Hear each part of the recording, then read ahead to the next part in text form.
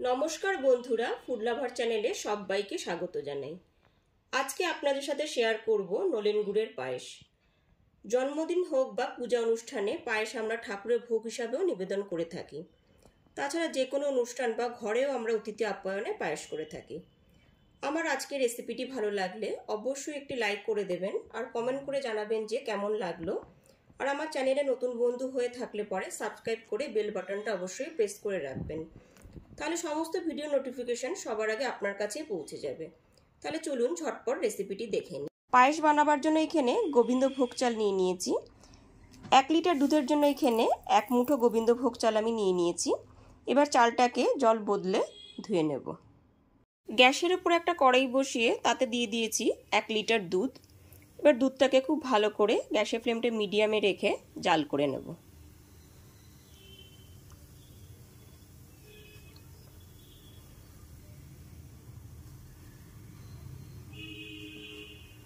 গ্যাসের ফ্লেমটা medium to হাইতে করে দুধটা খুব ভালো করে 2 থেকে 3 বার ধরে ফুটিয়ে নিতে হবে।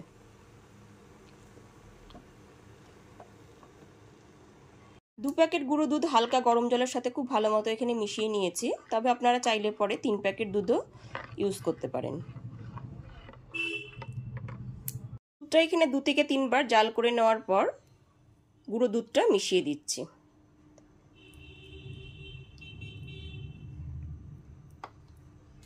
দু থেকে 3 বার দুধটা খুব ভালো মতো ফুটিয়ে নেবার পর এর মধ্যে এবার গোবিন্দভোগ চালটা যে জলে ধুয়ে রেখেছিলাম সেটা দিয়ে দিচ্ছি।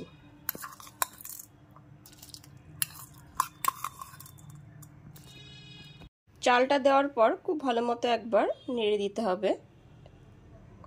গ্যাসের ফ্লেমটা এখন মিডিয়ামে রেখে ক্রমাগত এইরকমভাবে দুধটাকে নাড়তে হবে।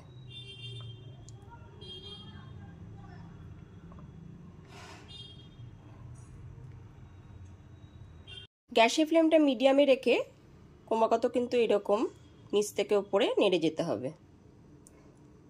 যতক্ষণ না পর্যন্ত চালটা সেদ্ধ হয়ে আসে ততক্ষণ পর্যন্ত ঠিক এইরকমভাবে ধীরে ধীরে নেড়ে যেতে হবে।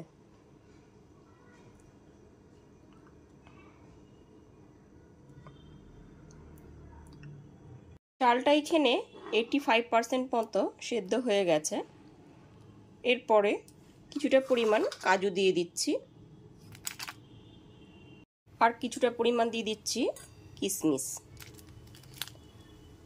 কাজু কিশমিশটা দেওয়ার পর ঠিক 1 মিনিট মতো ফুটিয়ে নেব। তারপর গ্যাসের ফ্লেমটা অফ করে দিলাম।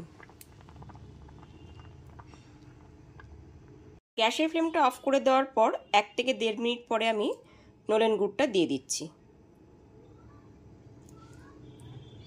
এইরকমভাবে নলেন গুড়টা দিলে পরে দুধটা কেটে যাওয়ার সম্ভাবনা থাকে না।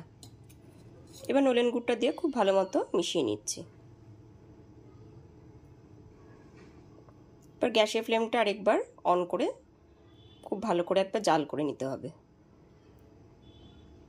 এখানে আমি হাফ বাটি পরিমাণে নলেন গুড়টা দিয়েছি। খুব বেশি পরিমাণ মিষ্টি কিন্তু পায়েসে ভালো লাগে না, তবে আপনারা আপনাদের স্বাদ অনুযায়ী মিষ্টিটা দেবেন।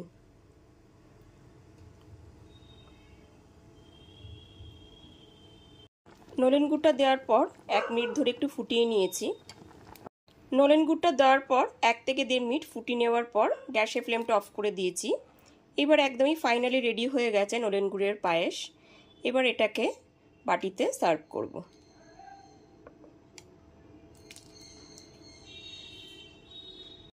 আমার এই রেসিপিটি ভালো লাগলে পরে অবশ্যই বন্ধু বান্ধবদের সাথে শেয়ার করবেন।